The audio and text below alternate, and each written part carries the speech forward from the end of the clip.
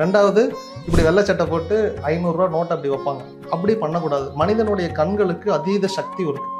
இந்த இன்னைக்கு நாட்டுல வந்து தீண்டாமைன்னு ஒண்ணு இருக்கு இல்லையா, 50 வருடத்துக்கு முன்னாடி நெருங்காமைன்னு ஒண்ணு இருந்துச்சு.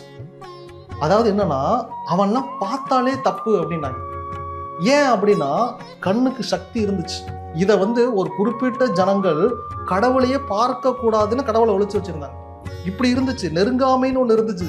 இன்னைக்குதான் நம்ம பாட புத்தகத்துல தீண்டாமை ஒரு பாவ செயல், தீண்டாமை ஒரு பெருங்குற்றம்னு இருக்கு.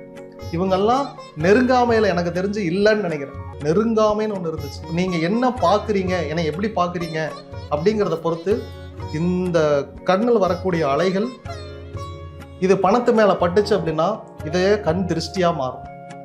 திருஷ்டி அப்படின்னா என்ன அப்படின்னா சூன்யம்னு அர்த்தம். ஜீரோ, சுழிச்சு விட்டு ஜீரோ பண்ணி ஒன்றும் இல்லாமல் காலி பண்ணிடும்.